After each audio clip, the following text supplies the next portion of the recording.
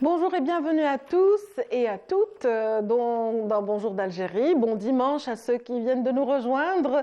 Bon week-end à ceux qui entament justement leur week-end. Et pour d'autres, bon début de semaine et bonne reprise après cette période de vacances pour justement vos enfants donc en cette période hivernale. Donc j'espère que tout se passera au mieux pendant ce trimestre. Et bien sûr, nous parlerons justement de l'éducation aujourd'hui avec Aïda Mechri entre autres qui elle interviendra au sujet du parkourisme, ses avantages et ses inconvénients.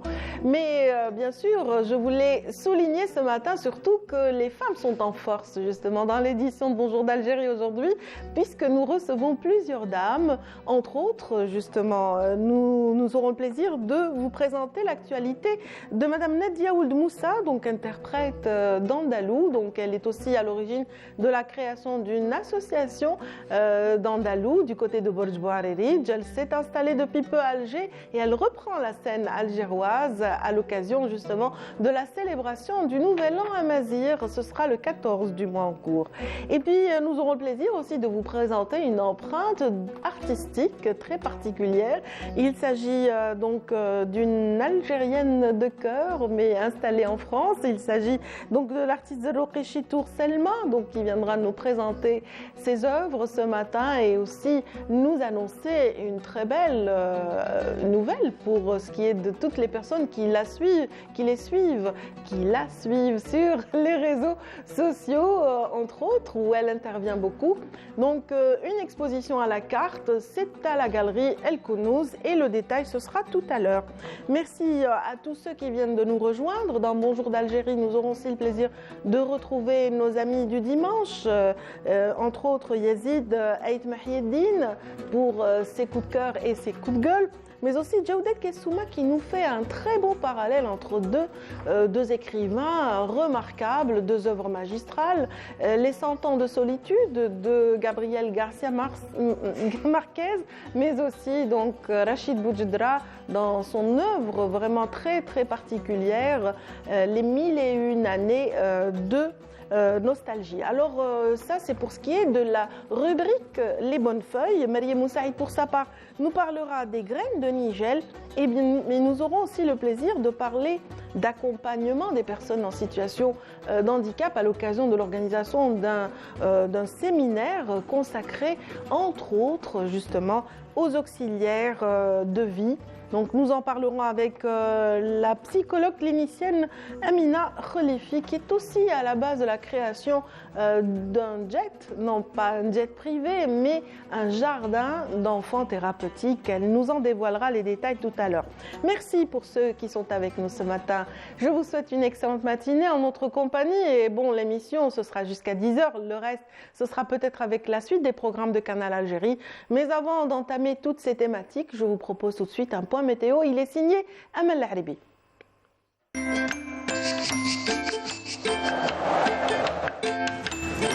La météo vous est présentée par Mobilis. Mobilis, معاً نصنع المستقبل.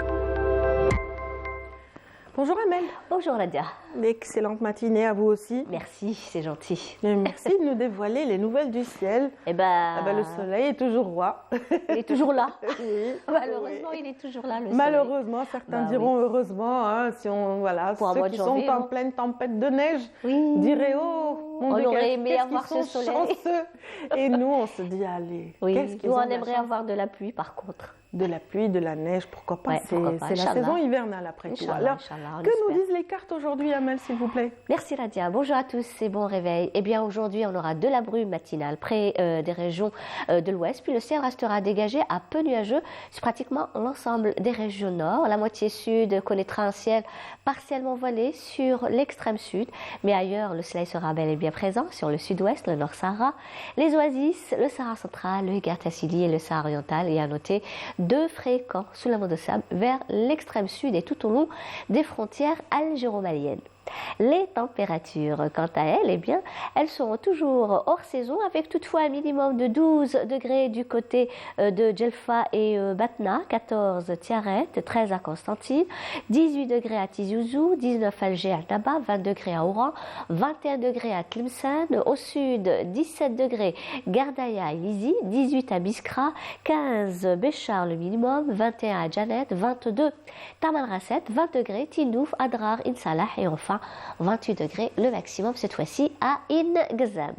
La mer aujourd'hui, eh bien, elle se montrera très agitée sur les côtes ouest et centre, mais plutôt calme sur les côtes est, avec des vents qui varient entre 10 et 20 km/h sur les côtes est et les vents seront de secteur sud-ouest. Sud-ouest également sur le centre avec des vents qui varient entre 20 et 40 km/h et jusqu'à 50 km/h sur les côtes ouest et les vents seront de secteur ouest à sud-ouest.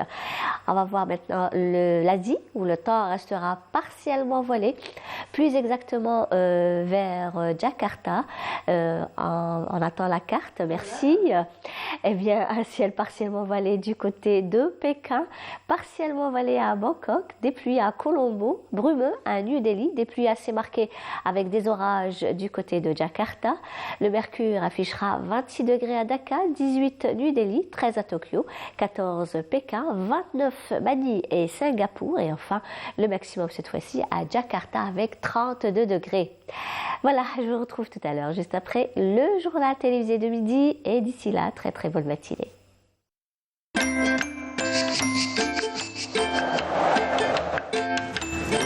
La météo vous est présentée par Mobilis. موبيليس معا نصنع المستقبل. En tout cas, pour ce qui est de l'Asie, pas de jaloux. Hein. Non, il fait tout aussi beau dans le continent. Donc, exactement, c'est asiatique. varié. Voilà, bon ben Ils ont de la chance. on reste quand même optimiste. Inch'Allah, Allez, j'espère. on espère que les pluies arriveront bientôt, très bientôt. En tout cas, on est plein d'espérance en cette journée pour tout le monde. En ce début d'année aussi, on souhaite encore le meilleur à ceux qui sont avec nous et qu'on a manqué la semaine dernière. Et aujourd'hui, justement, on va vous offrir, rien que pour vous, donc une petite chanson. C'est une très belle reprise d'un bijou du patrimoine shabi, Chalet Layani, et c'est parti. لا ظني تنساني تنسى وكري وحزاني وتعود غريب وبراني يستهل لي يعشق في القلوب اللي ما يحنوش يستهل لي يعشق في القلوب اللي ما يحنوش لو صرت نعمل جنحاني نقطع بحور وطاني ونقول لك يا للهاني ونعيد لك ما جرى بيا والقلب واش غبنو ونعيد لك ما جرى بيا والقلب واش غبنو قولوا شيلت العياني واللي غرامها مطاني قهرني وبكاني الولف كيف سهل والفراق ما قدرت عنه الولف كيف سهل والفراق ما قدرت عنه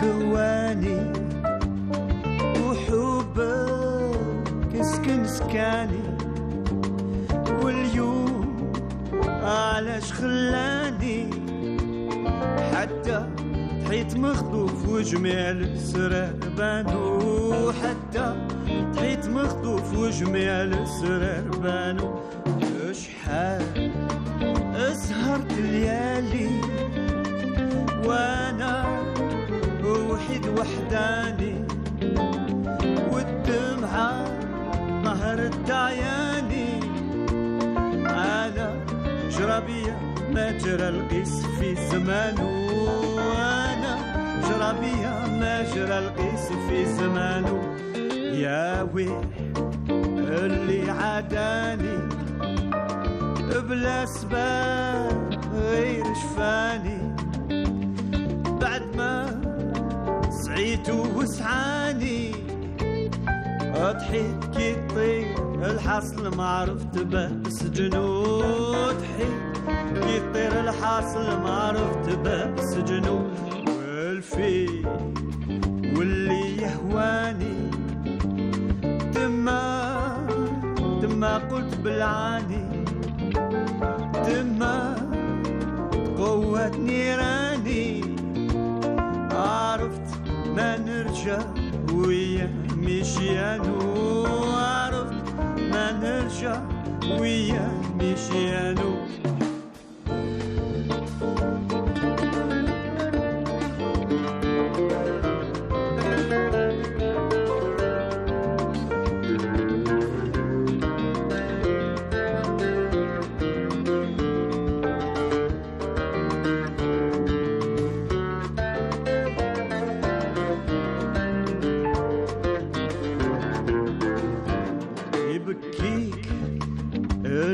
بكاني يوريك اللي وراني ويخليك كما خلاني واللي عاتبك يا قلبي ترقان ليه ما يبانو واللي عاتبك يا قلبي ترقان ليه ما يبانو لكن كل شي فاني ما يدوم إلا الرحمن.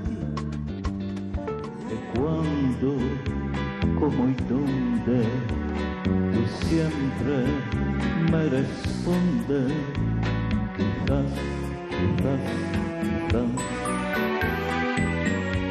Y así pasan los días y yo desesperado y tú contestando. Quizás, quizás, quizás estás perdiendo el tiempo pensando. Très joli boléro qui revient justement. Voilà, on va donner à César ce qui lui appartient. Donc, c'est une œuvre qui a été créée en 1947, composée par le célèbre Osvaldo Fares, ce Cubain qui a permis à cette chanson de voyager à travers l'univers, je dirais, à travers le monde entier. Bien sûr, elle a abouti chez nous avec cette très belle reprise, des paroles très profondes que moi-même j'ai fredonné très souvent étant jeune. Alors, je ne sais pas ce qu'il en est de Aïda Mecheri parce que depuis tout à l'heure, elle dit c'est beau, c'est beau, c'est beau. Bonjour Aïda. Belle chanson, bonjour. Oui, qui n'a pas fredonné cette chanson? Franchement. Très belle chanson. Oui. Voilà. Ça va? Ça va super bien, alhamdoulilah. Début de semaine, la reprise scolaire, la reprise, voilà. Ouais. Toutes de rose vêtues. Eh ben voilà, vaut mieux. Ça augure voilà. de belles choses, moi. Je sens que ça va être beau cette semaine. Inch'Allah. Oui. Alors Aïda, vous allez, justement là c'est la reprise, ouais. C'est l'école, les bancs de l'école vont être investis par les écoliers dès maintenant, quoi, à 8 heures. Donc voilà, c'est la reprise. Après 15 jours de vacances, les enfants ont repris les bancs de l'école. Bien sûr, le programme, on le connaît, il est souvent très chargé. Ça pousse certains à apprendre par cœur leurs leçons. Oui. D'autres n'y arrivent pas. Alors, que pensent les psychologues de cet aspect? C'est magnifique. Moi, je ne m'attendais pas à cette thématique. Je remercie déjà Yazid Aït Mahieddine qui a souligné un peu l'importance de revenir sur la technicité, apprendre. Vous savez, juste après le premier trimestre, on a des notes, on a fait le bilan par rapport à ceux qui ont bien réussi, des 18, des 19. Mais vous savez, la question, avec tout apprentissage dans les modules, dans les langues, dans les calculs, c'est dans ce que nos enfants apprennent tous les jours, est-ce qu'ils sont en train de l'utiliser et puis ça renforce leur connaissance? Est-ce que ça nourrit un tout petit peu leur savoir? Parce que c'est très visible. Un enfant qui a la capacité, qui a les outils, qui a les repères, qui a les compétences, ça, il les utilise un peu partout dans son langage, dans son quotidien de la vie. Mais on a ceux qui sont très très brillants, très intelligents, on a tout ce qu'il faut et le cadre, et les parents sont tellement fiers, mais si on déplace juste d'une tâche à l'autre, on a comme l'impression qu'ils ont tout vidé. Qu'ils perdent leur repère quelque Absolument, part. qu'ils n'utilisent pas leurs connaissances, qu'il y a quelque chose qui manque, qu'il y a quelque chose dont Quand on fait appel à leur intelligence ou alors à leur esprit analytique, on n'a pas de résultat.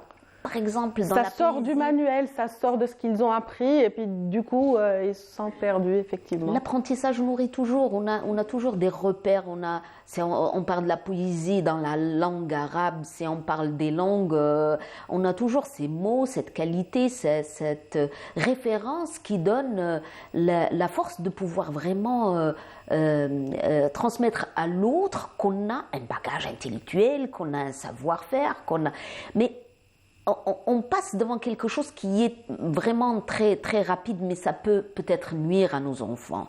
Si on s'attache juste à leur donner en bloc ces connaissances, si on n'est pas là pour les étayer, pour leur apprendre que dans la vie, comment utiliser, comment transformer ces connaissances dans le côté pratique et dans leur exercice, si on ne donne pas du sens, si on ne donne pas l'image, il y a quelque chose qui est vraiment dans la répétition. Et souvent, les mamans, rapidement, et voilà, pour ne pas rater une note, donc vaut mieux apprendre par cœur, rendre à l'enseignant ce qu'il nous a transmis dans le cahier. Donc voilà, à force de répéter chez les jeunes, les adolescents, les bacheliers, je dirais, ça peut être techniquement, chez beaucoup d'apprenants, il y a quelque chose qui fait que on est dans tac, tac, tac, tac, tac, le 1, 2, 3, 4, 5, et puis à force de répéter, le cerveau garde tout en bloc. Ce qu'il y a, c'est que quand on pose une question, ou si on revient à ce bloc, qui peut être très utile des fois, dans les calculs, des techniques, dans l'apprentissage, mais si on s'appuie juste sur cette technique d'apprentissage,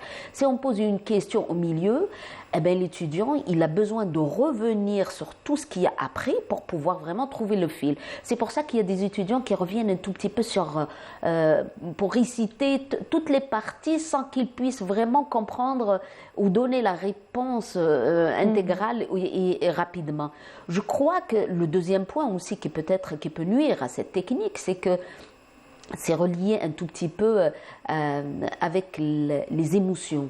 Alors, vous savez très bien, l'apprentissage, on le bloque avec stress, avec moments difficiles, avec blocage, voilà. Ça peut être face à une question, à un échec. Ça peut être un oubli. Un oubli sur une question qui peut se répercuter sur tout le reste du questionnaire, effectivement. Ça veut dire qu'on peut tout perdre et à ce moment-là, on peut retrouver la feuille blanche. Souvent, chez les étudiants, il a tout appris, il sait, il a une bonne technique de refaire avec sa maman à la maison, il saura vraiment répondre à toutes ces questions, redire les paragraphes, mais avec un choc émotionnel ou quelque chose qui peut le bloquer ou avec un stress, juste un taux de stress très élevé, eh ben, il n'y a pas le passage à la mémoire. Il y a quelque chose comme ça dans le fonctionnement qui bloque et à ce moment-là, on va retrouver nos étudiants qui ont appris par cœur, mais ils n'ont pas l'art de pouvoir vraiment retirer ça. En plus de ça, et ça on l'a bien compris. Vous savez, les étudiants qui apprennent à la dernière minute et puis qu'ils ont cette technique, juste quand ils terminent un peu les examens, parce qu'ils déstockent un peu toute cette partie d'apprentissage, eh bien il ne reste plus rien. Voilà, c'est comme si que voilà, le premier trimestre fait partie du premier trimestre, le deuxième, voilà, on va le remplir avec le deuxième, le troisième trimestre. Fin d'année, surtout par rapport aux classes d'examen, il y a quelque chose qui nous interpelle pour dire qu'est-ce qui fait qu'il apprend bien, qu'il est très intelligent et voilà qu'on retrouve le sac vide et à ce moment-là, je crois qu'il faut mettre 2 points, s'arrêter pour expliquer à ses mamans, pour expliquer à ses étudiants. Certains programmes d'éducation à l'étranger ne fait plus appel à ces chapitres, justement, mais plutôt un mode un questionnaire intelligent donc, qui fait appel justement à la synthèse. Oui, une synthèse, donner du sens, apprendre avec le sens, apprendre avec les images. Comme les BD, on peut apprendre des textes très longs, mais on fait un effort de transformer, parce que le cerveau, il mémorise avec l'image, avec un repère. Si on construit quelque chose sur modèle, sur une image, refaire et apprendre encore une autre fois, revenir sur ce qu'on a construit comme film, c'est de vérifier si on n'a pas perdu une image ou une autre. Et à ce moment-là, on peut garder ce film pour nous. L'idéal serait de donner du sens par rapport à ces paragraphes, par rapport à ce contenu, mais aussi le redire avec nos propres mots.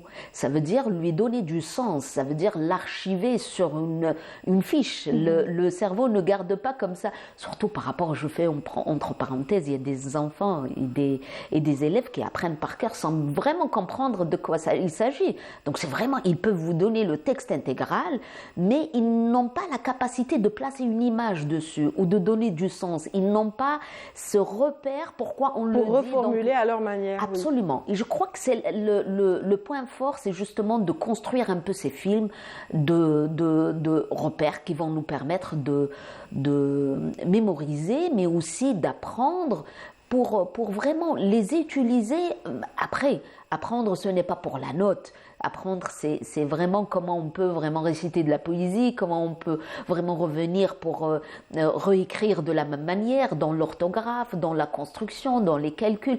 Quelles sont ces formules? Mais après, on ne peut pas comme ça se baser uniquement sur cette technique de donner du sens et de l'image parce qu'on a besoin d'une partie très forte dans l'apprentissage fidèle à ces formules de statistiques, de calculs. Absolument, comme c'est technique. Comme voilà. Donc voilà. Je crois que techniquement, il faut revenir à explorer un tout petit peu les deux et puis à construire cette pédagogie dans l'apprentissage avec nos enfants.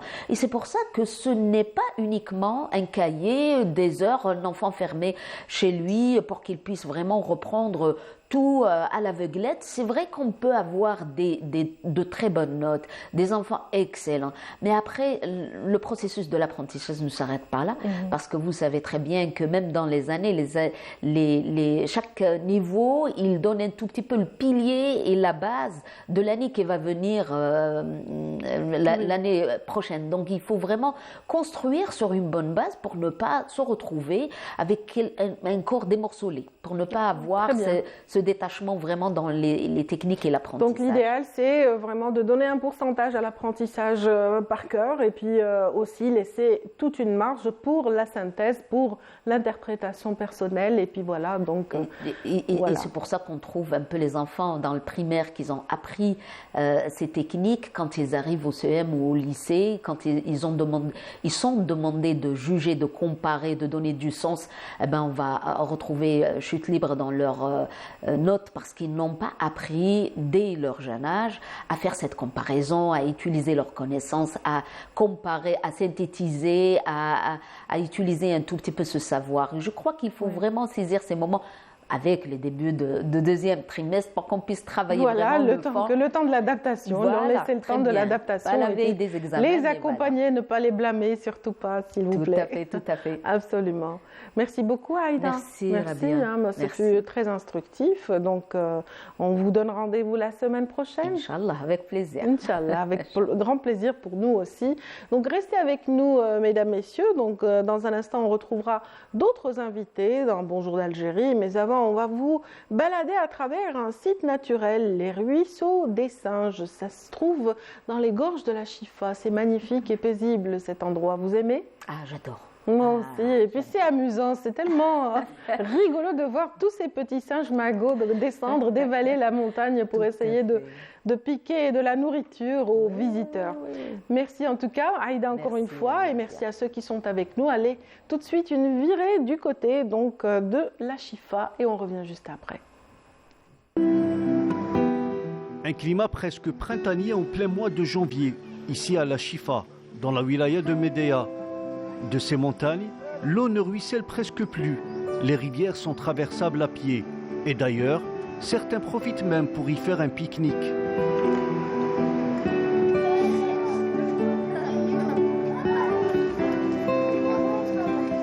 Un peu plus bas, au ruisseau des singes, ce groupe d'enfants accompagnés de leurs parents sont venus pour profiter de leur dernier week-end de vacances scolaires dans cet endroit enchanteur. الجبال والهواء النقي، وهذا ديجا حاجه الاولى اللي نحبوها في هذه البلاصه. ابار الدراري يحبوا يشوفوا شواده، يشوفوا لي زانيمو، يشوفوا هذه هي لاكور تاعهم. جو سوي تري كونطونت، حسيت ايام الصغر تاعي عاود وليت لهنايا. دونك مي زونفون راهم الهيكات وسا ما في بليزير كي صبت الغاشي هكذا، صبت ناس، صبت دي فامي جو ماتوندي با. جي اون فامي، انا ولادي ماما بابا جو كاع مع بعضنا، العائله كومبلي نجو. ها منظر ما شاء الله. كاع لي بيريود في الصيف، الربيع، كثره في الربيع، باسكو صف عنده منظر الشباب وحده اخرى نظره، الطبيعه، الهواء، كلش، كل مناظر فيه طبيعي، كل شيء يشبه فيه.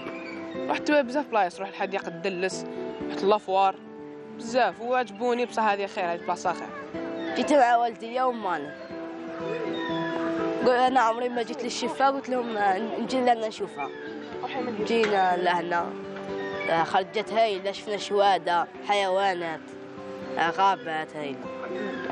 كي ندخل القرايه كشغل ندخل جو استطلع هايله، ندخل اونفور. جيت نشوف المناظر الخلابة مع خالتي وعماتي واصدقائي ومديراتي. اليوم كما كتشوفوا فينا جينا لهنا للشفا، جينا كسياح نشوفوها، وفيها بزاف حاجات شابين. ترجع النفسيه تاعك مليحه وتقدر تخرجي كامل واش عندك من سلبيات، تكوني تلعبي هذيك اللعبه اللي ما تكونش تخوف، تعيطي منها، تخرجي كامل السلبيات اللي عندك. En ce moment, les singes constituent l'attraction principale des enfants et des adultes, en attendant une bonne pluviométrie, pour apprécier davantage le décor de l'Atlas blidéen, avec ses ruisseaux et ses cascades qui finissent leur course dans le lit de l'oued de Shefa. Et nous revenons de la Chifa pour présenter notre invitée suivante qui dira certainement du bien de ce type de virée pour les enfants et pour les familles. Il s'agit de la psychologue clinicienne Amina Khalifi. On est ravis de vous recevoir ce matin. Bonjour. Bienvenue. Merci, un plaisir partagé. Oui, tout le plaisir est pour nous. Je disais que certainement que vous allez commenter positivement une telle initiative, emmener les enfants, leur donner du plaisir et de l'amusement. C'est ce que vous faites en tout cas dans les jardins d'enfance thérapeutiques que vous avez vous-même créé. Vous êtes cofondatrice de ce type de jardin. Oui. Alors pour les jardins d'enfants, en général, beaucoup de plaisir, beaucoup de créativité, beaucoup de loisirs aussi. Oui. Et que du bien, encore une fois, des loisirs extramuraux à l'extérieur. C'est une activité aussi qu'on favorise beaucoup à notre niveau. Très bien. Votre centre se trouve, ou plutôt votre jardin d'enfants thérapeutique se trouve à El Biar. Et c'est à El Biar que vous avez aussi lancé un petit appel pour justement d'autres mesures d'accompagnement, pour réfléchir à d'autres mesures d'accompagnement pour les plus fragiles d'entre eux. C'est-à-dire que les personnes en situation de handicap ou en situation de difficulté qui peinent à s'insérer. Et vous avez donc amené ou mené justement à bien toute une réflexion quant à leur inclusion. Oui. L'un de nos objectifs, c'est d'accueillir les enfants de tous bords. Quand on dit les enfants de tous bords, donc on aura des enfants qui ont un développement assez, on va dire, stable, d'autres avec quelques petits pépins. Et de notre pratique, on a remarqué qu'avec tous les changements qu'il y a au niveau de la société, que ce soit au niveau de l'alimentation, du rythme, du modèle de la famille aussi qui a changé, parfois les parents trouvent de la difficulté à accompagner les enfants, surtout les enfants en difficulté. Et de là, ça nécessite une intervention qui se fait généralement chez des professionnels, un peu par-ci par-là, pédopsychiatre à part, psychologue à part, orthophoniste à part. Et on a remarqué que ça fait un peu peiner les parents, c'est difficile. Donc l'idée du centre est venue de faire une équipe pluridisciplinaire au sein du même endroit pour accompagner et les enfants, les parents et le plus qu'on apporte même les professionnels de la petite enfance. Très bien. Donc ça, c'est pour ce qui est de la petite histoire concernant les jets. Je disais tout à l'heure, c'est pas un jet privé dont il s'agit, mais plutôt, voilà, c'est un jardin d'enfants thérapeutiques. Aujourd'hui, vous êtes parmi nous pour annoncer aussi l'organisation prochaine d'un séminaire qui est consacré à un autre type d'accompagnement. C'est-à-dire que là, certains enfants sont tellement en difficulté qu'il faut vraiment qu'ils soient accompagnés. Accompagnés. Comme je disais, avec tous les changements de notre société, parfois les parents avec le Covid et le confinement aussi, qui a changé aussi beaucoup l'éducation des enfants. Donc on va se dire écran, pas écran, avant 5 ans, avant 3 ans. Et les enfants présentent des petites difficultés, donc c'est des parents ou des professionnels qui vont dire plus ou moins c'est des enfants qui sont un peu trop actifs, c'est des enfants qui n'arrivent pas à assimiler, qui n'arrivent pas à s'adapter. Et de là, ça nécessite un accompagnement de professionnels. Pour ce qui relève de l'école surtout. Pour l'école et même parfois pour le jardin. Nous retrouvons parfois certaines difficultés, certains enfants. En préscolaire, déjà, on distingue certains types d'handicap ou de retard, ça dépend. Alors, retard dans le parler, retard dans le réflexe, retard dans différents domaines du développement. Oui, exactement. Beaucoup dans le langage. Beaucoup retard dans l'acquisition du langage, dans la communication en général, que ce soit autisme ou autre. À cette période-là du développement, on s'intéresse beaucoup plus à stimuler l'enfant, à reprendre un peu tout ce qui est communication et lien avec ses pairs et son environnement. C'est aussi important que le diagnostic, parce que parfois, quand parents s'intéressent beaucoup au diagnostic, alors qu'est-ce qu'il a mon fils, qu'est-ce qu'on peut faire, comment on peut prendre en charge. Mais en parallèle, on peut aussi s'intéresser beaucoup à tout ce qui est adaptation. Donc comment cet enfant va s'adapter, va rentrer en communication avec ses pairs et avec son entourage. Oui, donc la question de l'auxiliaire de vie sera portée par l'ensemble des intervenants à ce séminaire. Vous allez débattre aussi de cette question de l'accompagnement par l'auxiliaire de vie. Vous avez peut-être une autre appellation pour je ne sais pas. Oui, c'est une AVS ou une auxiliaire de vie, c'est une assistante de vie scolaire ou sociale. Parce que quand on dit scolaire, donc ça commence vers les 5-6 ans et la scolarité, or que l'enfant parfois a besoin d'une AVS avant la scolarité pour accompagner les parents, pour accompagner les difficultés d'adaptation à l'environnement. Voilà, donc vous avez prévu donc une rencontre, mais la cible de cette rencontre, ce ne sont pas les parents cette fois-ci, mais les professionnels qui entourent et qui sont concernés par cette question d'insertion ou d'inclusion de ces personnes en difficulté. Comme équipe pluridisciplinaire, nous travaillons beaucoup sur le lien. Comme je vous ai dit, parfois on reçoit l'enfant individuellement ou dans le cadre thérapeutique par plusieurs professionnels. Mais comment faire le lien et construire un projet personnalisé à cet enfant et l'accompagner sur le terrain. Parfois on délègue souvent ça aux parents et beaucoup aux mamans, même les papas que je salue au passage parce qu'ils font beaucoup d'efforts. Mais ce n'est pas systématiquement leur rôle. Accompagner l'enfant, oui, mais une fois arrivé au sein du jardin ou à l'école, il faut un professionnel qui soit doté de certains outils pour bien accompagner cet enfant, pour bien construire un lien entre cet enfant et son environnement. Et non pas jouer le rôle un peu, autonomiser un peu cet enfant et non pas faire à sa place. Parce que comme parents, on a de la difficulté à soit en faire trop, soit pas assez, donc on se retrouve un peu dans un cercle. C'est l'aider à aller vers une certaine autonomie, donc une dissociation de la cellule familiale, bien qu'elle soit toujours présente, mais avoir ses espaces à lui, avoir aussi cette capacité d'évoluer parmi d'autres enfants, de ses semblables, c'est aussi quelque chose d'important pour un enfant. Donc les auxiliaires de vie, c'est une belle solution. Donc qu'en est-il chez nous de l'évolution des choses par rapport aux auxiliaires, leur introduction dans le système scolaire ou même dans le système social?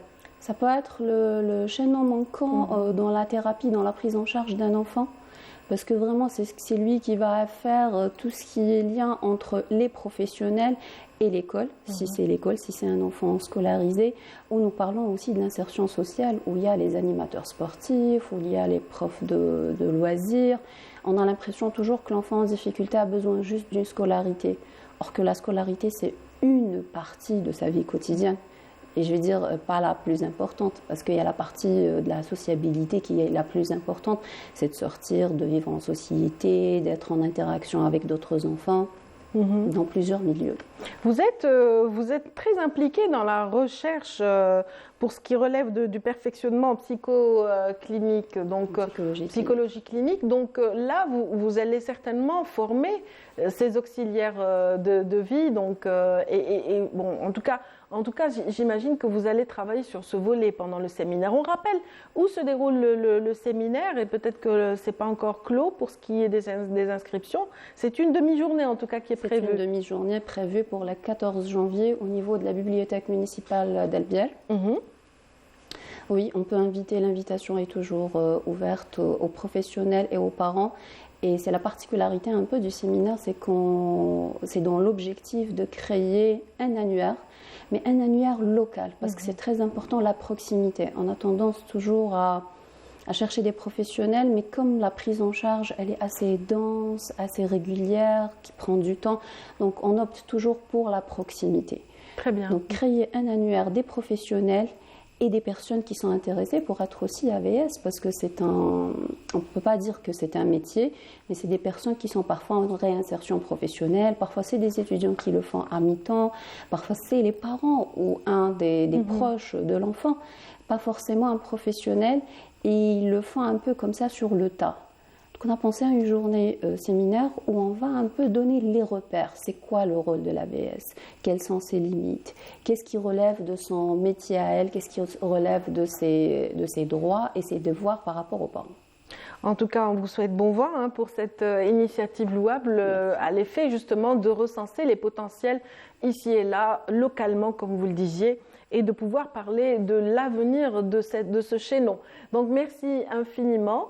Merci infiniment pour cette participation. Donc Amina Khlefi, je rappelle que vous êtes psychologue et clinicienne et que vous êtes aussi dans la recherche et le perfectionnement en psychologie clinique, cofondatrice du JET d'El Biar, donc Jardin d'enfants thérapeutiques d'El Biar. On a été ravis de vous recevoir. Merci. Bon vent pour le séminaire.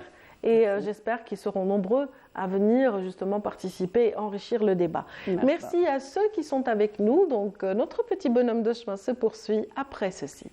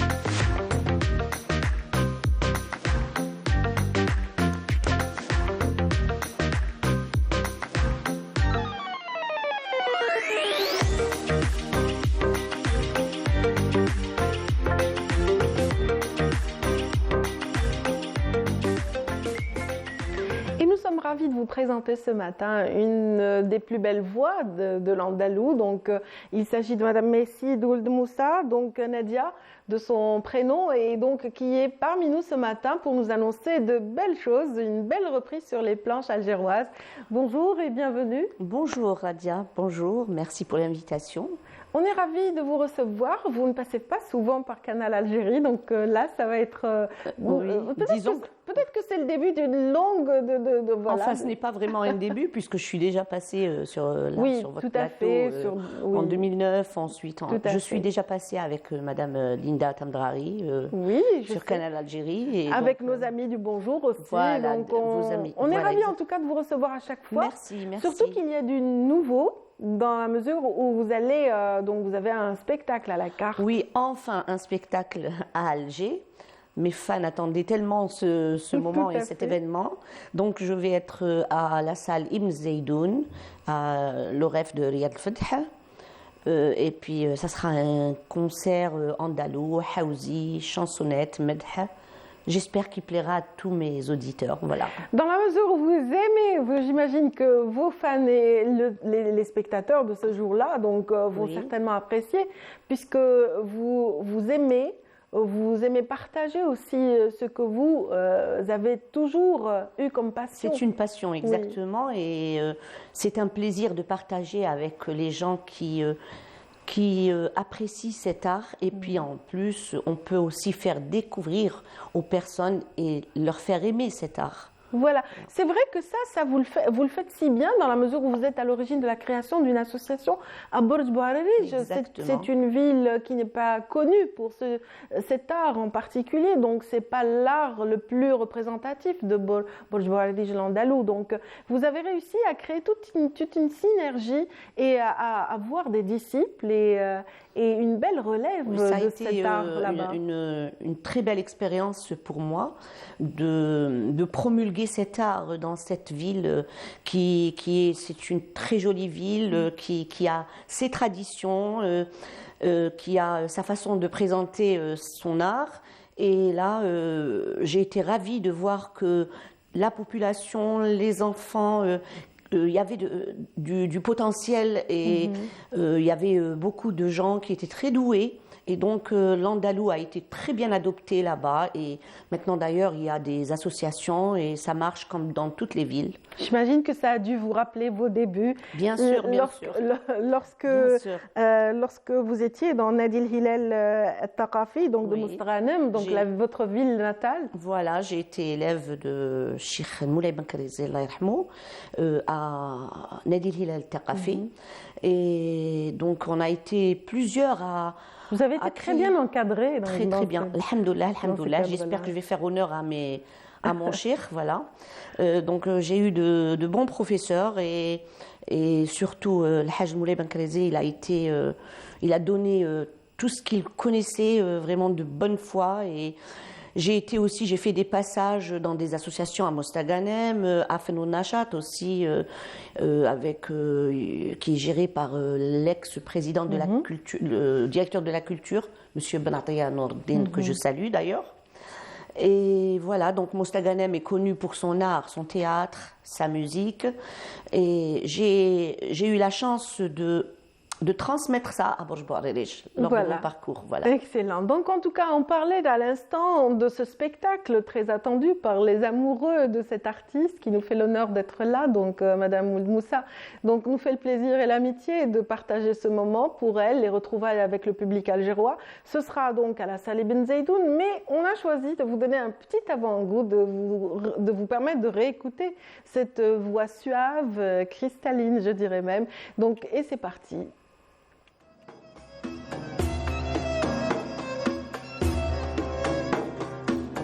أحب قلبي ظبين تركي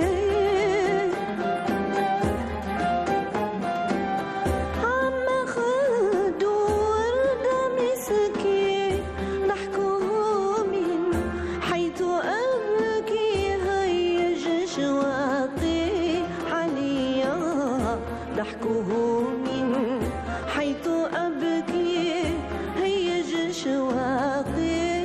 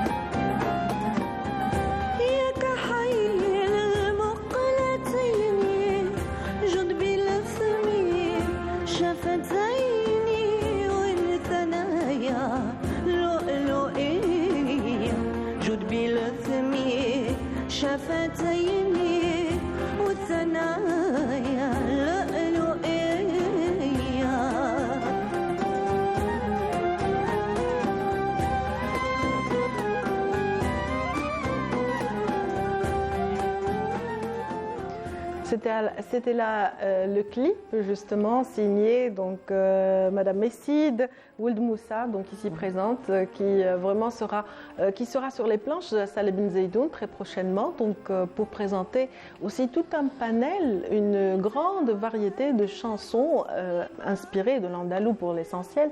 Mais c'est vrai que vous pouvez tout chanter dans l'andalou, mais vous avez surtout opté pour la Sana'a et le Hawzi, le Hawaza. C'est à cause de votre héritage? Voilà, c'est justement à cause de mon héritage. Et puis. Il faut dire que vous êtes moustaganémoise avec une partie tlebsénienne. Mais... C'est un mélange. Oui. Je suis algérienne, voilà. Absolument, je n'aime pas rentrer absolument. trop dans. J'ai fait l'école de la Sana'a. J'ai eu un petit passage aussi au Gharnaté à Nassim Andalous. Et puis à la maison, j'écoute même le Malouf et tout. Bon, mais je me sens plus capable de chanter la Sana'a qu'autre chose, voilà. Et c'est dérivé, bien sûr, le Hawzi. Et puis je voudrais garder cette authenticité.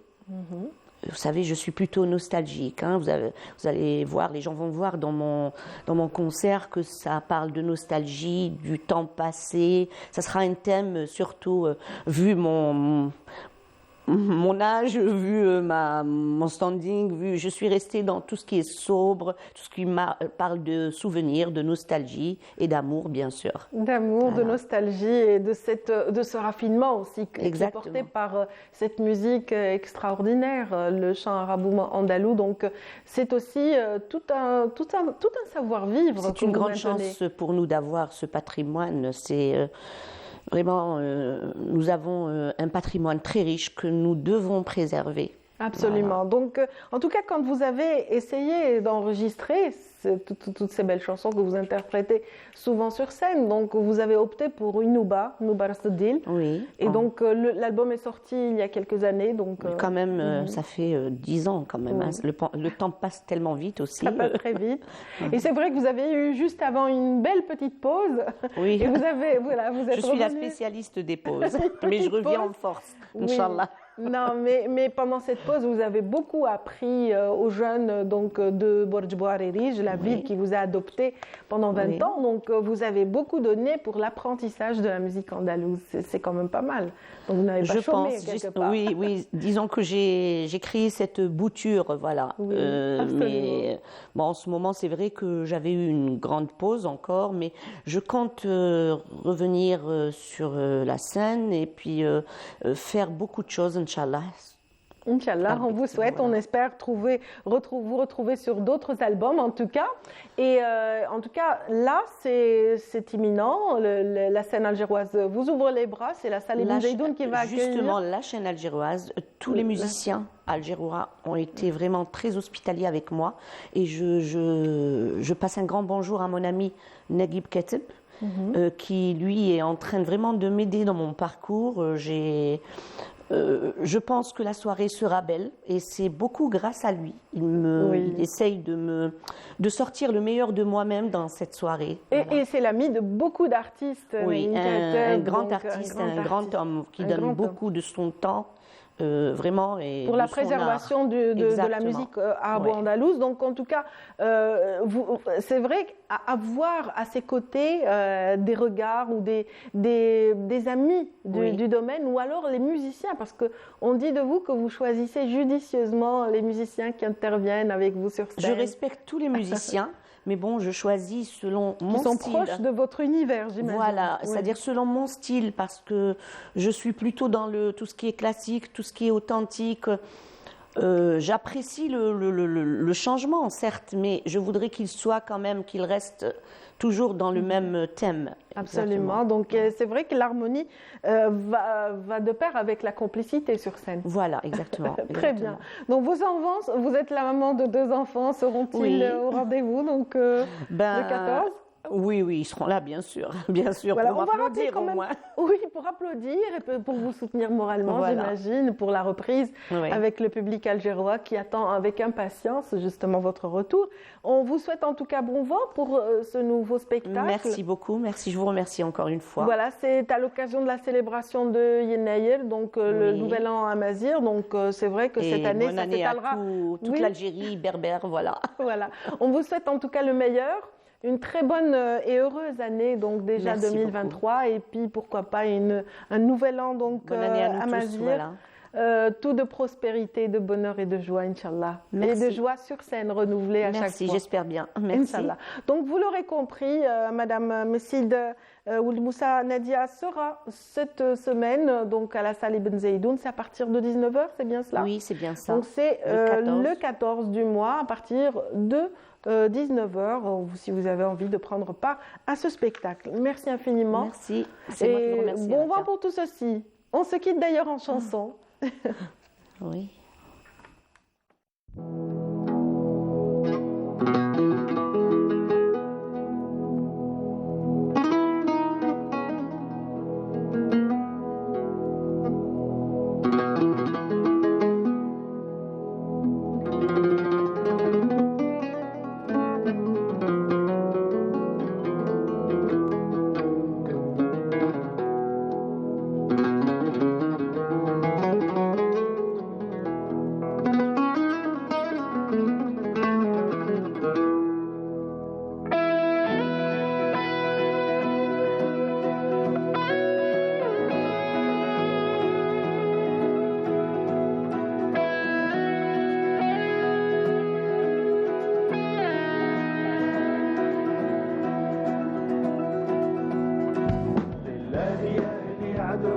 راني نسعف في المكتوب ناوي ان شاء الله نتوب غرام قاصنين الشاب والجرح ما بغى يبرى لله يا اهلي عذروني راني نسعف في المكتوب ناوي ان شاء الله نتوب غرام قاصنين الشاب والجرح ما بغى يبرى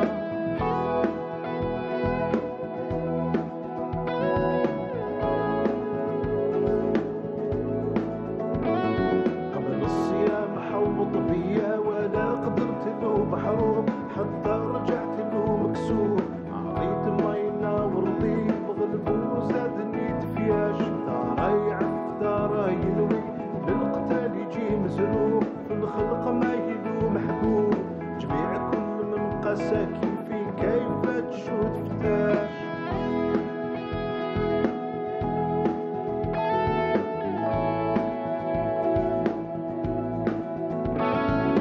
الصعيب وفيه الهين طاغي وفيه كل عيوب وانا بسهر وضروب بعد ما بان عشقي وظهر مول الغرام ما يخفاش غير الوقت سابق ليا وكل شي بالمكتوب حتى الزمان بالمقلوب من بعد الاحلى ويتمنى بالمراه ما يخفاش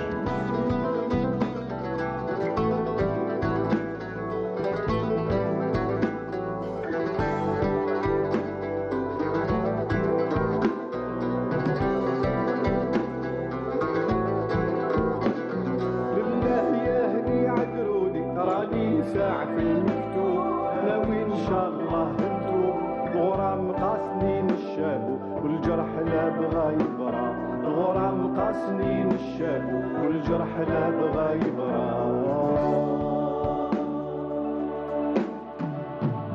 الخيل والريا من زهى العاشقين والكتب من لا يحبه معيوب ما شاف ما شفا في زمانه جهده يقول ما شفناش عشق والغرام دعاني بقيت بالهوى مسلوب عبيد صرت له مكسوب وللغرام ما يتهنى حتى يصير فوق نعاش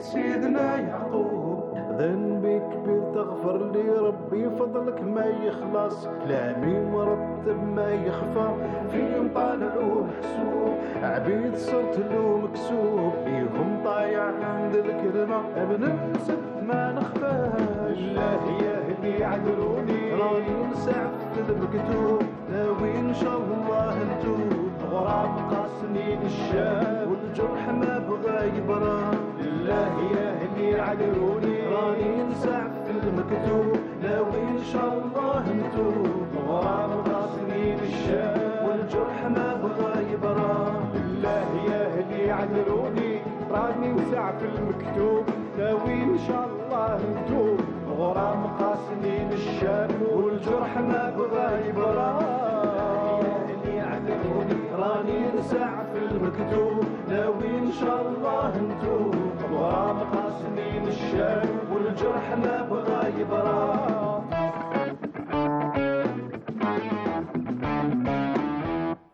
Lillah Yahli Adroni, c'est signé le groupe Dzaïr and Friends. Oui, vous avez vu, vous avez remarqué, c'est Ali Idriss, mais aussi Hakim Salahi, aux côtés de ce groupe de rock qui continue donc d'offrir de très beaux moments de partage à son public. Alors, des moments de partage, on en a tous les jours ici dans Bonjour d'Algérie, surtout qu'on rencontre des personnes qui viennent pour la première fois nous rendre visite, à l'instar de notre invitée ici présente, donc Selma Zerouki, donc Chitou. Bienvenue. Merci de votre invitation sur votre plateau. Merci beaucoup. C'est votre premier passage à Canal Algérie. Non, on va oublier le trac. Mettez tout ça de côté. Donc on est en famille. On est en famille. Ah oui, on est chez nous, donc ça va.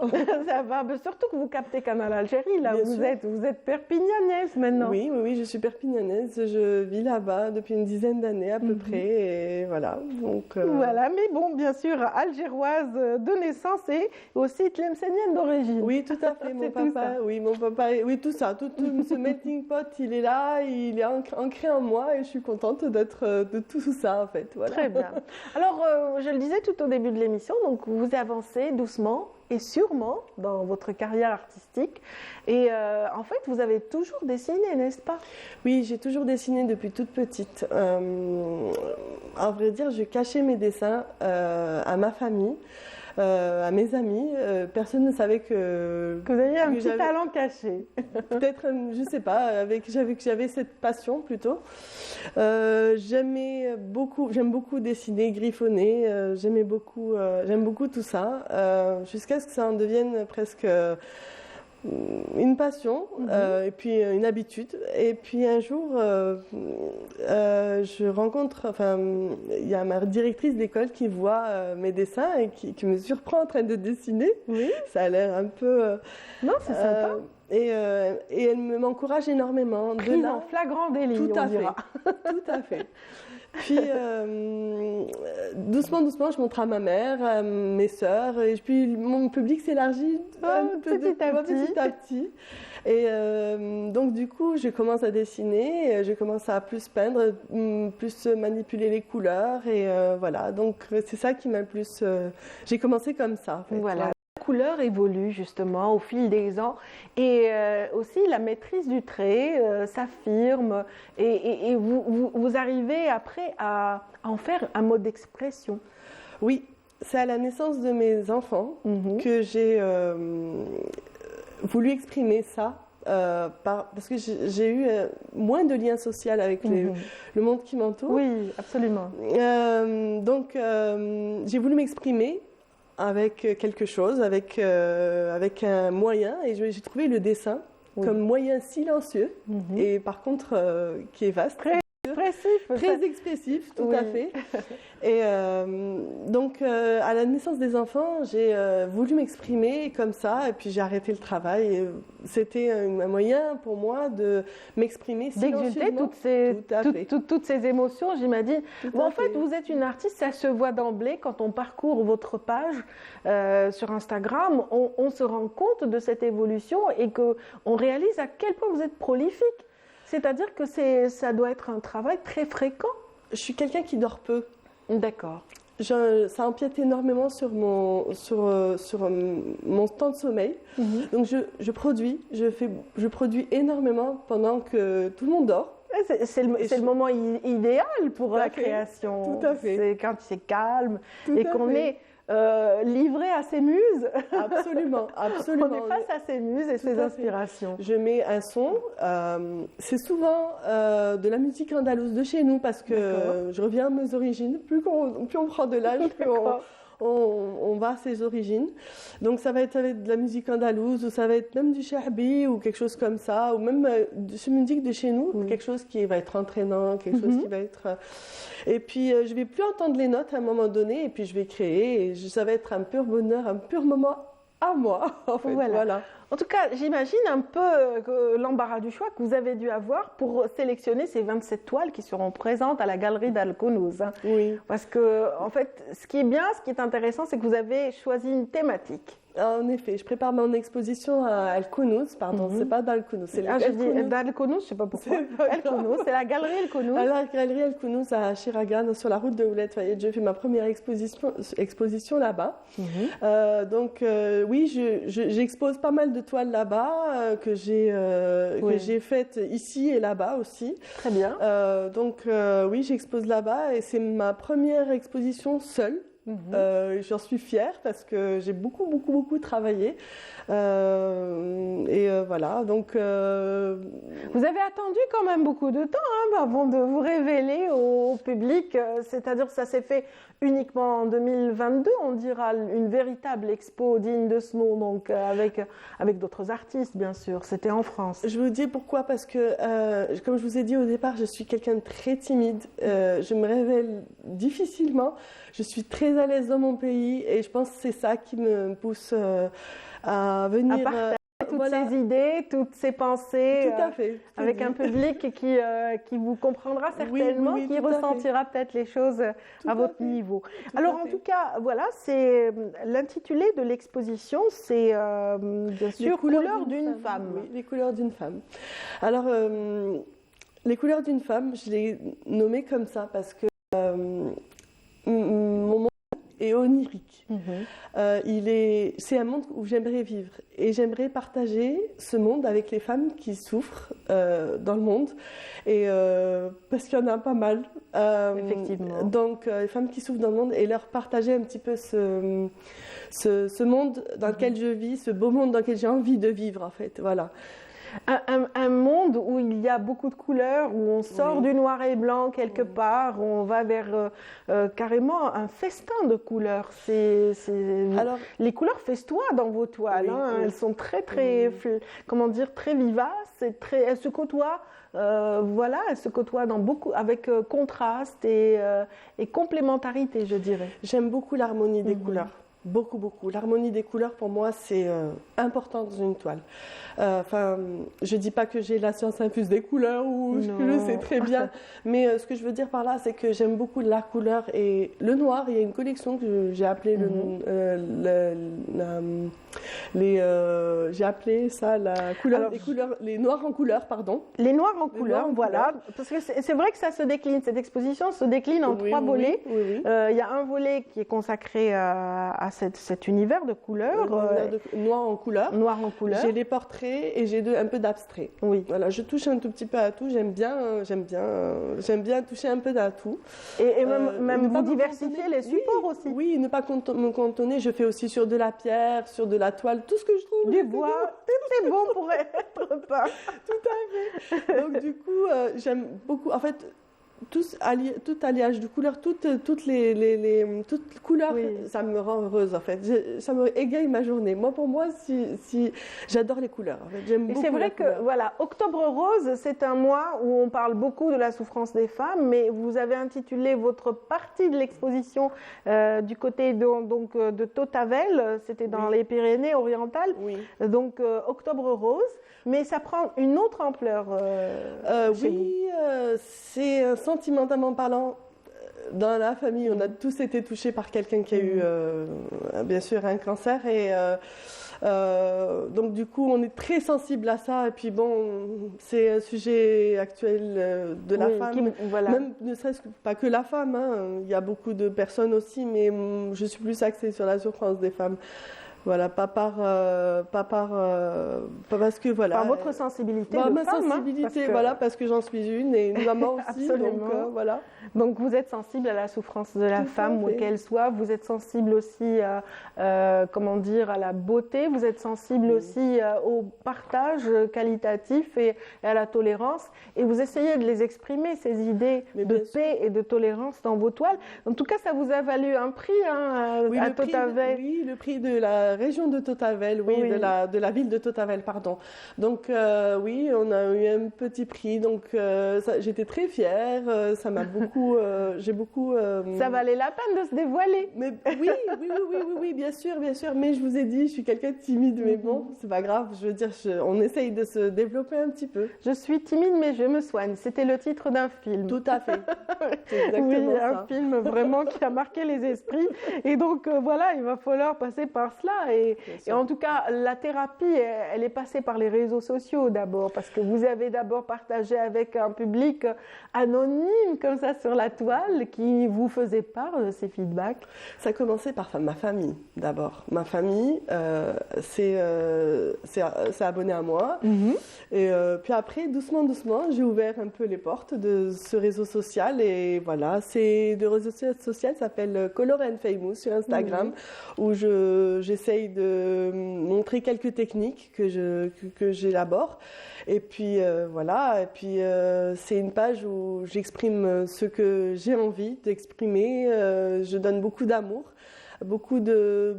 J'essaye de donner beaucoup de couleurs surtout. Oui, et beaucoup de couleurs, effectivement. Voilà, beaucoup voilà, donc voilà, colors au pluriel and famous, c'est in English. Donc une combinaison, bien sûr, and et voilà, il y a deux tirés entre le and et famous et colors. Voilà, ça sépare. Donc 27 toiles seront présentes à Alger. On disait tout à l'heure, donc ça mettait en valeur la féminité, votre algérianité, voilà, votre amour pour les couleurs de l'âme, etc. Mais c'est aussi, voilà, on a parlé de noir et couleur, on a parlé de portraits de femmes qui seront présentes, mais qu'en est-il du monde de Nina? Le monde de Nina, c'est un monde où j'ai vécu quand j'étais petite. C'est le salon d'une personne qui est décédée aujourd'hui, qui est de la famille. J'ai baigné dans la musique, le piano et la mandoline. Et on trouve dans ce monde de Nina ce petit naïf, des pianos, des chats, un chat qui représente mon chat quand il était parmi nous. Oui. Et des pianos. Je vous ressens, je vous comprends, j'ai beaucoup de chats à la maison. Voilà. Je suis très attachée aux animaux. Oui, moi aussi j'aime beaucoup les animaux. Vous inquiétez pas, c'est un univers qui nous procure énormément de bonheur au quotidien. Et j'aime beaucoup les chats et c'est un univers avec beaucoup de couleurs, beaucoup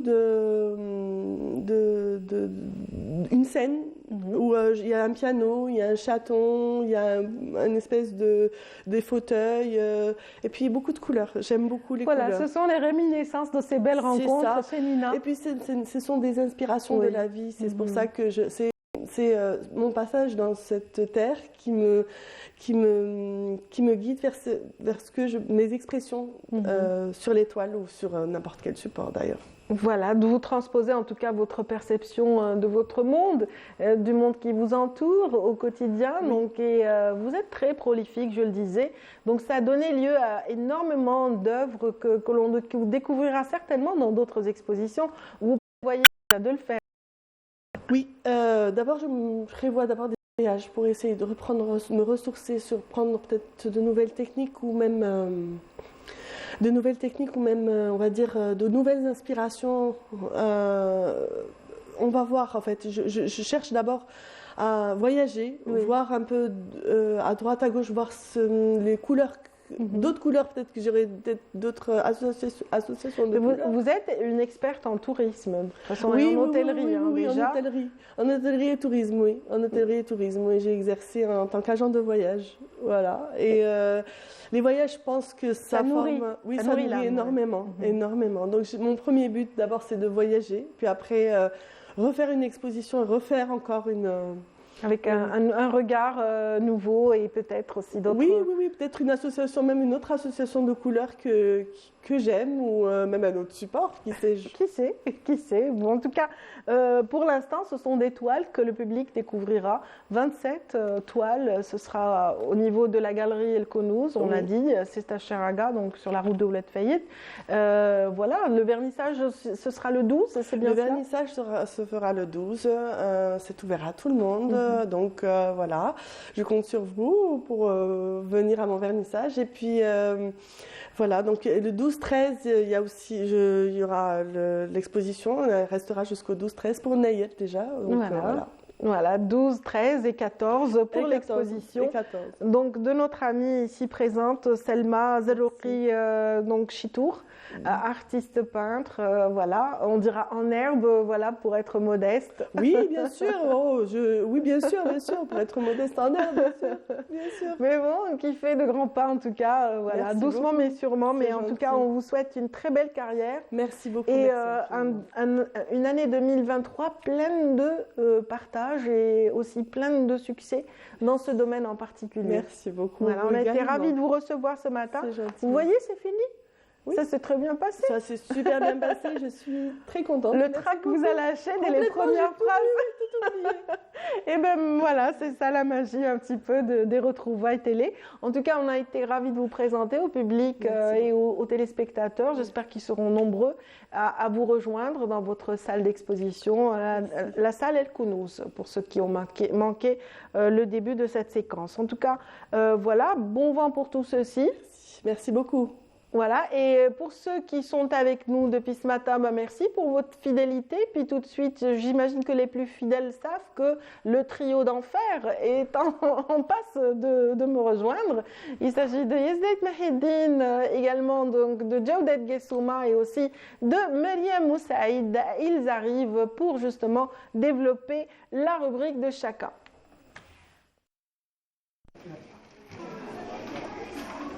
À quelques minutes de l'examen, silence et concentration sont les maîtres mots chez ces jeunes enfants participant à l'Olympiade de la lecture. J'aime la langue arabe car c'est la langue du Coran. Li est le premier mot de la révélation divine. Je suis fascinée par la langue arabe. Elle est parmi les meilleures langues du monde. La compétition était serrée. Je souhaite bon courage à tout le monde. Depuis mon jeune âge, j'avais cette passion pour la lecture. La première chose que j'avais eue entre les mains était un livre.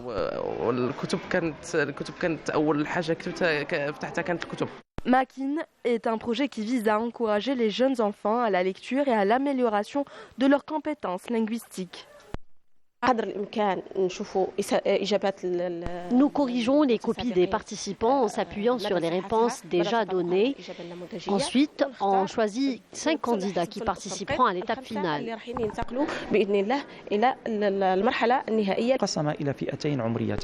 Nous avons divisé les participants en 2 groupes, c'est-à-dire selon leur âge, de 8 à 11 ans et de 12 à 15 ans. Il y a 6 examens de compétences en lecture. Il s'agit de la lecture rapide, la compréhension, la mémorisation du texte, le résumé et la planification du texte. Développer les compétences de lecture chez les enfants exige un apprentissage régulier pour leur inculquer la passion de la lecture et susciter la curiosité des tout-petits pour cet univers.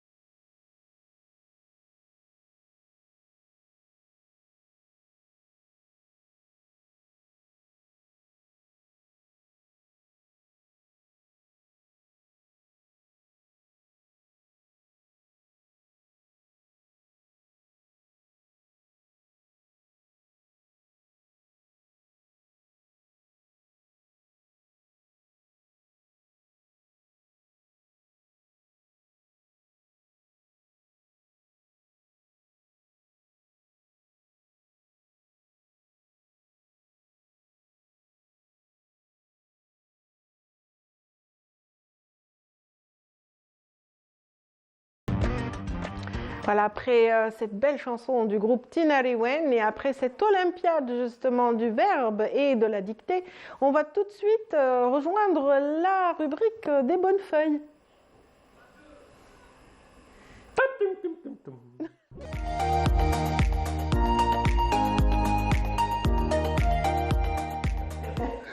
Voilà, on a failli avoir une réinterprétation de Jingle. Jingle Man. Voilà, ils sont là, le trio est là, il s'est bien installé. Yazid, bonjour. Bonjour. Ça va? Ça va. Et toi? Pourquoi vous me dites bonjour? J'aime bien. C'est ma petite voix qui fait ça. C'est parce que j'ai une voix fluette. J'ai une voix comme ça qui est dans les aigus. Dans les aigus. Bonjour, Jawdet. Bonjour. Bonjour, Mariam. Bonjour. Ça va? Ça va, Radia. En forme? Très bien. Bonne année. Bonne et heureuse année. Ah oui, mais c'est vrai que on a raté notre elle a fait la bringue, oui. Elle nous a fait le tisane bon. du jour. Ils ont raté la tisane du 1er janvier. On a raté la tisane, hein. Elle a fait la fête. Elle a fait la fête, Myriam. En tout cas, on est ravis de te retrouver. Elle a raison de faire la fête, hein. Bonne et heureuse année. Merci que de bonnes choses et beaucoup de joie et de bonheur, Inch'Allah, pour ta petite tribu.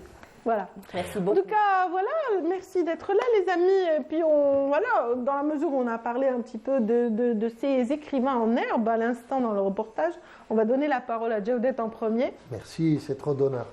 Merci. Oui, mais donc on était un peu dans le sud, avec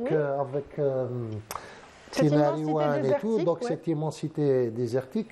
Je me souviens que dans les années 90, avec le poète Abdelhamid Lerwaté, on avait organisé une rencontre algéro-italienne et ça s'appelait Scripta Volante, feuille volante d'ailleurs. Et on avait fait beaucoup de pérégrinations un peu dans le sud, produisant après des choses. Et donc c'est toujours avec certaines émotions qu'on entend, voilà Tinariwen, alors qu'on voit ces grandes plaines. Et Boudjedra a écrit Timimoun. Oui, Timimoun, mais avant il avait écrit justement Les 1001 années de la nostalgie dans une ville qui s'appelait Manama. Manama, c'est un peu comme le mirage, comme Sarab. Manama, c'est le rêve, c'est la chose rêvée peut-être. Le Manama, voilà. Et donc là, ça m'a un peu... J'avais lu un peu ce livre et ça m'avait donné une sorte un peu de malaise comme ça, où j'avais l'impression de retrouver beaucoup de choses dans la Boudjedra, soit par Sophie Boussoula, qui est une excellente, une grande photographe. Donc les photos, elles sont cultes. Oui, elles sont belles. C'est pour ça que j'ai choisi. Et d'ailleurs, c'est des photos artistiques, donc c'est culte. Et d'ailleurs, les 1001 années de la nostalgie ont été écrites en 79, donc ça fait 79, et donc en lisant ce livre, c'est un village qui existe. C'est un village qui existe, mais par la grâce du récit de Rachid Boudjedra, il y a une écriture, pas alambiquée, mais presque, une écriture complexe, très, très, très difficile à percevoir, mais en même temps d'une richesse absolue. Et ça parle d'un village qui s'appelle Manama, dans lequel il y a toute une cristallisation de la tradition. Et lui, il va traduire un peu tout cet esprit cristallisé autour de la tradition, autour des relations qui sont figées dans une sorte de cocon glacé, paradoxalement, mais en plein milieu du désert. Et il y a un jour l'incursion d'une équipe de tournage qui va venir. Évidemment, l'équipe de tournage est un peu hollywoodienne, donc ils vont une grosse production, ramener tout ça. Et tout ça, ça va être l'acte fondateur de tout un bouleversement, du bouleversement de ces mœurs, de cette tradition, de la culture arabe qui se perd, de la culture un peu du cru qui se perd, etc., etc. Donc tout ça, Boudjedra va le mettre dans une sorte de maelstrom de sentiment d'écriture, et à travers la symbolique de cette incursion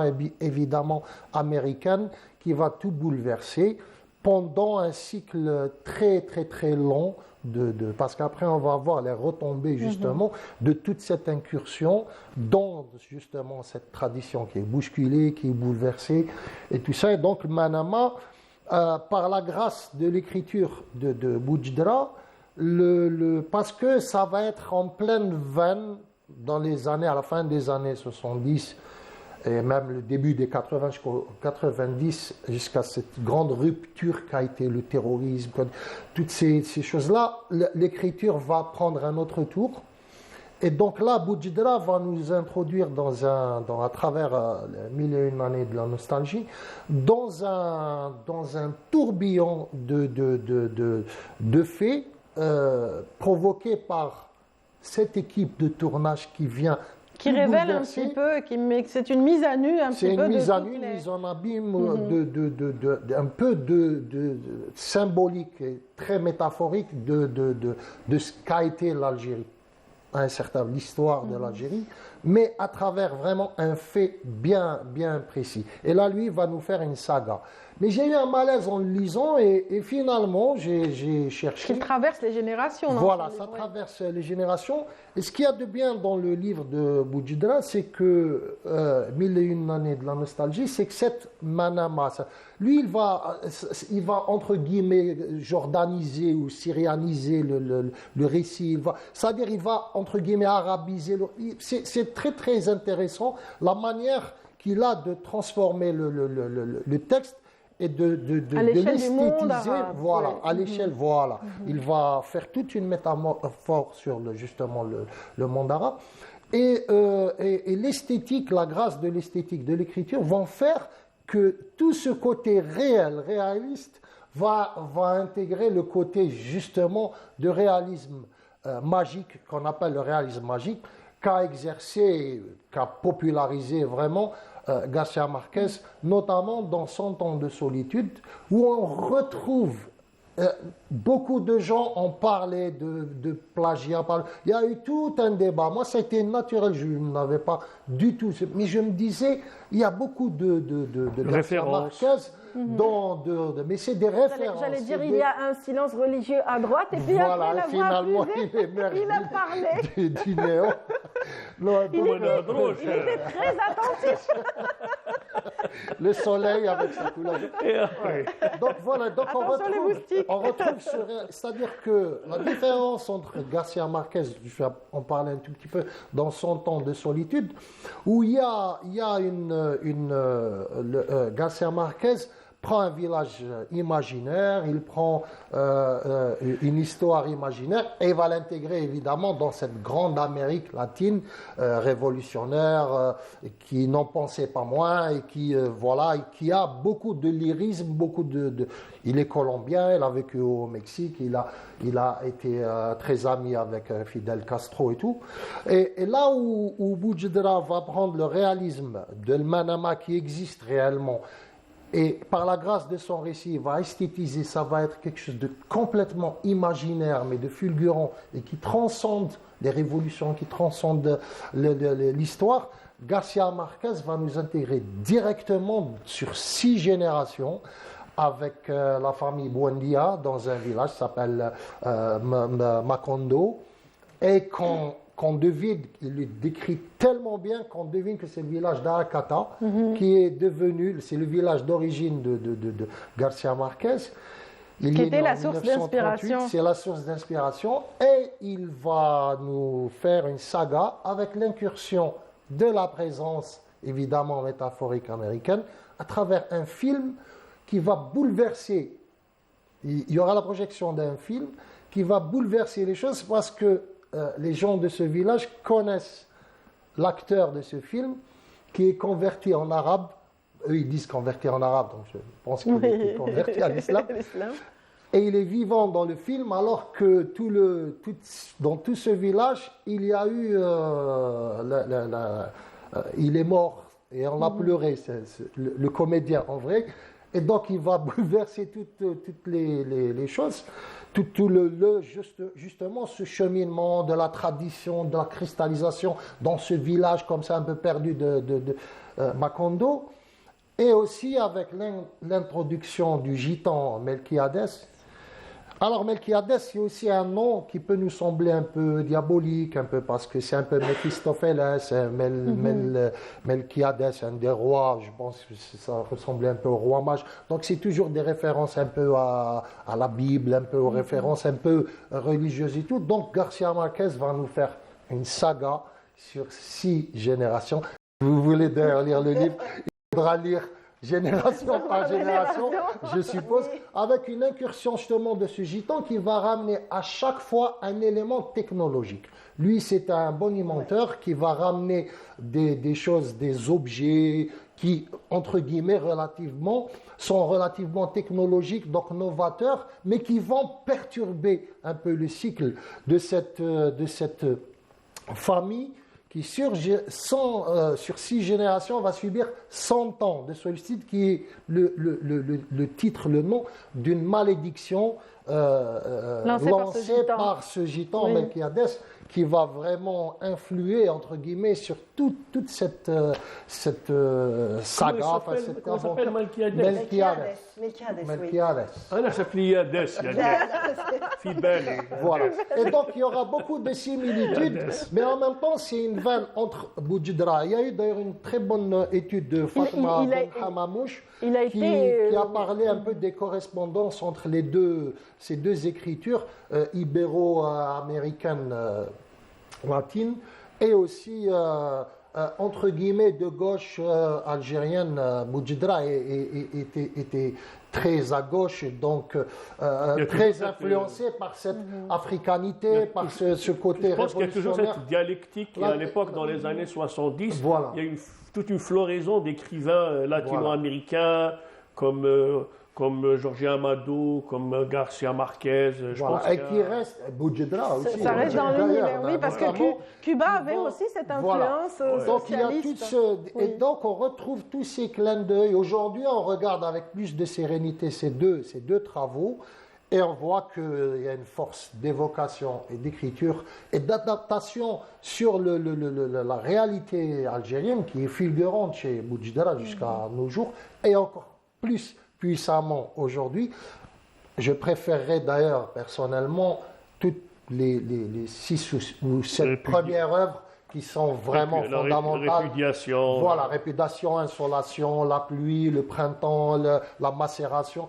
Toutes ces choses qui parlaient justement du patriarcat, et notamment même chez Garcia Marquez, il y a justement ces correspondances. Ce sont des correspondances et non pas un plagiat c'est des correspondances. C'était une époque. Sur le patriarcat, sur la politique, sur ce que nous sommes, sur ce que nous sommes devenus, sur ce que nous deviendrons, etc., etc. Et c'est pas gratuit que ça soit justement des sagas qui s'en vont vraiment, et c'est des œuvres cultes. Donc, 1001 années de nostalgie et 100 ans de solitude, 2 œuvres absolument à lire avec toute la patience qu'il faut, mais qui reste fondamentale dans notre cursus. Magistral, ces œuvres, justement. Et puis, il y a aussi le livre Le marqueur de but. Il faut le lire, sur... moi, j'ai beaucoup aimé ce livre parce que c'est tellement... c'est imagé quand... L'escargot entêté, les choses... C'est quasiment même l'amour entend du choléra, qui pas une histoire d'amour, mais qui va se décliner dans un récit sur 50 ans. Mais c'est extraordinaire. Mais là, il racontait... repris au cinéma, d'ailleurs. Il racontait l'histoire d'un Moudjahid qui était au stade. Il y avait le match, la Coupe de France, et ce Moudjahid, il avait la mission d'exécuter un harki. Et c'était Hadj Sadoq. Et en même temps, il suivait le match. Et quand Hadj Sadoq pointait donc l'arme vers... et puis il dit, et maintenant, le numéro 10 qui rentre dans la phase de réparation, et Ben Sadoq qui est là, qui prépare. Vraiment, on était en plein match, mais en même temps, on était face à cette action où il allait exécuter. Mais il était, le harki était à côté de président français. Il devait donc tirer sur Ketel, et puis il devait le tuer sans toucher le président. C'est pour dire qu'on peut vous cibler là où vous êtes. Voilà. D'ailleurs, pour l'anecdote aussi, on dit que Garcia Marquez a brûlé 30 000 cigarettes pour écrire l'amour autant du choléra 100 ans ou de 100 ans de solitude. Qu'il a écrit pendant 12 mois complets et qui n'a jamais été, ça c'est une dernière info, c'est qu'il n'a jamais été arrêté le 17 octobre 1961 suite aux manifestations. Mais bien avant, dans les années 50, 55 je pense, à Paris pour un délit justement de faciès dans lequel... Ah, c'était un fake alors. Voilà, c'est une fake news. Voilà, voilà, ça avait commencé déjà en 1955 et je pense que sa proximité avec la révolution algérienne a fait qu'on l'intègre dans notre récit national. Bah oui. Sur le 17 octobre. Voilà. Oui. Donc, effectivement, toute cette par rapport à votre anecdote, justement, la littérature et l'esthétique ont savamment justement parlé de nos révolutions, ils ont parlé de nos aspirations et tout, et c'est pour ça que je défends toujours l'esthétique qui traduit peut-être souvent mieux les choses il a deviné qu'on me parlait. C'est une déformation professionnelle, même si on l'invite dans un salon, mais ça ne changera rien. Voilà. Allez, puisque la pause s'est installée, on va aller vers le jingle de Myriam tout de suite.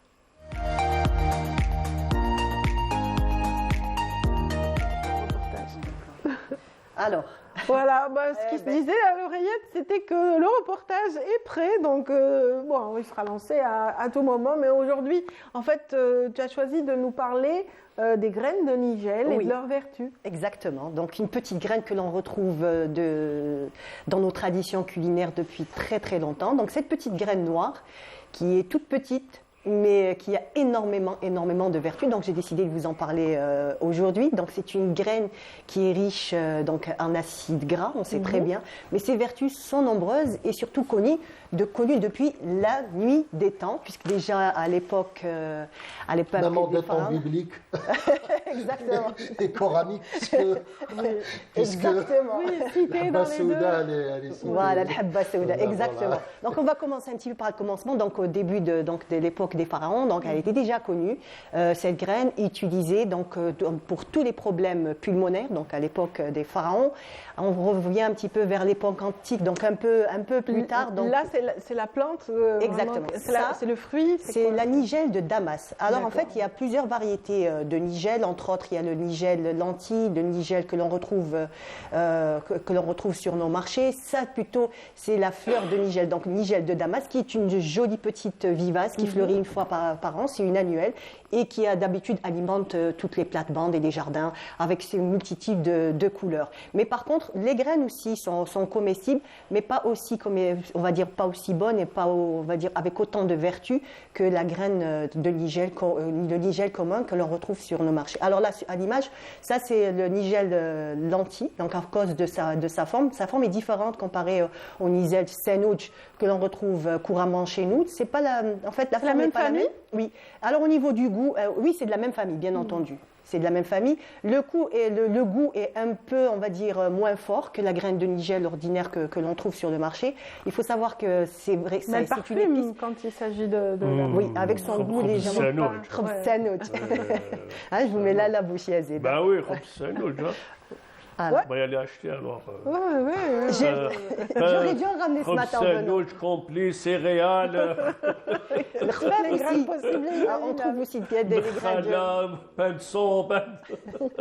Il a foncé. Ah oui, ça, il a foncé plein dedans. Voilà. Donc elle est dans nos traditions culinaires depuis très très longtemps. Donc, mais surtout, c'est son côté médicinal qui a été découvert depuis très très longtemps, puisque déjà à l'époque gréco-romaine, donc Dioscoride et Galien Galiens, donc qui sont deux médecins grecs et romains, déjà parlaient des bienfaits de la graine de nigel, que ça soit l'huile essentielle ou l'huile de pressage. Donc elle était utilisée pour les maux de tête, contre les rages de dents aussi déjà à cette époque-là.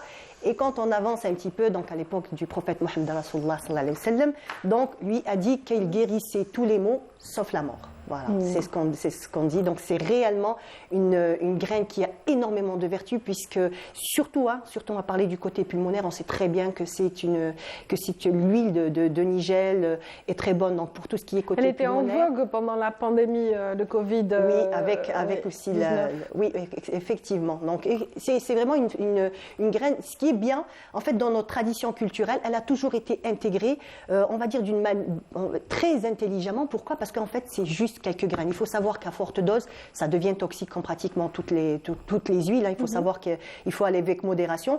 Et surtout pour la graine de nigel, donc c'est entre 3 mg par jour.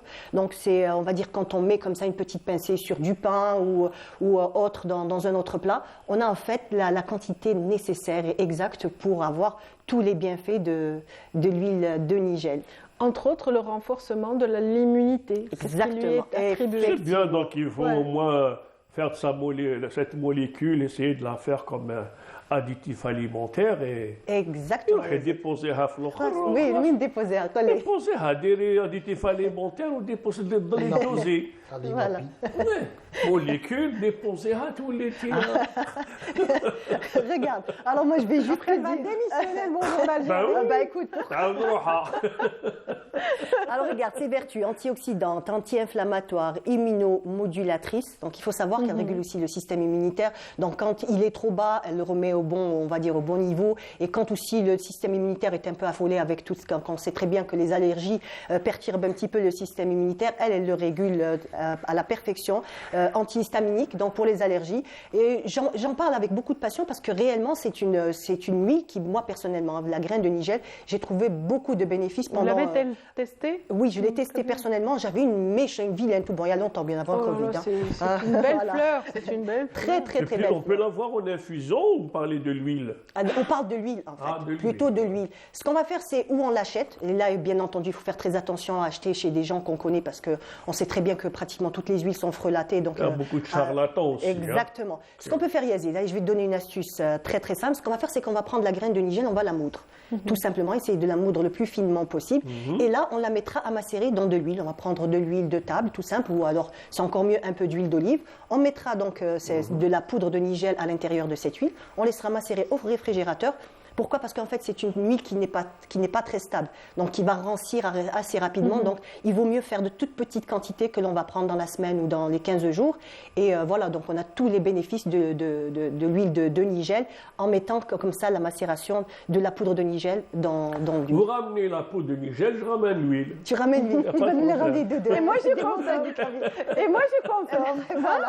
Jawda, toi et moi, on consomme. On va goûter bien. Ça, bien sûr, bon appétit. Mais ça se consomme comment ? C'est-à-dire, il faut l'appliquer sur nos Alors, ce qu'on peut faire, on peut l'intégrer par exemple dans notre vinaigrette. Quand on va faire notre vinaigrette tout simple, on prendra cette huile-là, on la rajoutera. Bien entendu, on peut saupoudrer, que ce soit le pain, les salades ou autre chose, ou on peut la mettre. Ce qu'on peut faire aussi, c'est la mettre dans un moulin, comme par exemple pour le poivre. Ce qu'on fera, c'est qu'on va mettre un petit peu comme ça de la graine de nigel moulue sur nos plats, dans nos salades, dans nos omelettes, un peu partout. Donc, une petite quantité, c'est vraiment une plante miracle. Exactement. Super. Voilà pour la graine de nigel. Pour la graine de nigel. Alors, la prochaine fois, on aura des jus à graine de nigel. Alors, on va essayer, si tu peux le boire. On va avec Messaad.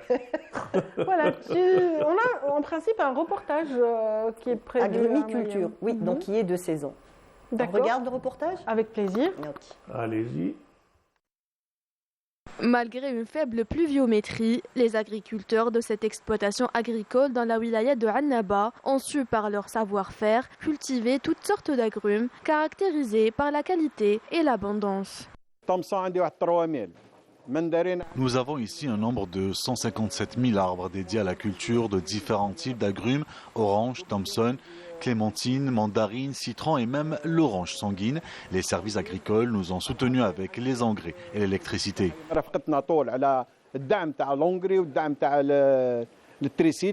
La saison de la récolte, qui a débuté il y a déjà quelques jours, augure d'avance un bon rendement. Lorsque la production est abondante, l'arbre peut donner jusqu'à 2 quintaux de fruits. Nous sommes satisfaits. Même constat au niveau de plusieurs exploitations agricoles de la wilaya de Annaba, réservées à l'agrumiculture. La superficie consacrée à l'agrumiculture dans la wilaya de Annaba est estimée à 940 hectares avec un total de 325 734 arbres. Cette année, nous attendons une production pouvant atteindre 148 quintaux par hectare, soit un total estimé à 88 732 quintaux. Grâce à cette forte production, la wilaya de Annaba mise à devenir leader dans la production d'agrumes afin d'alimenter le marché national en ces fruits de saison riches en vitamines.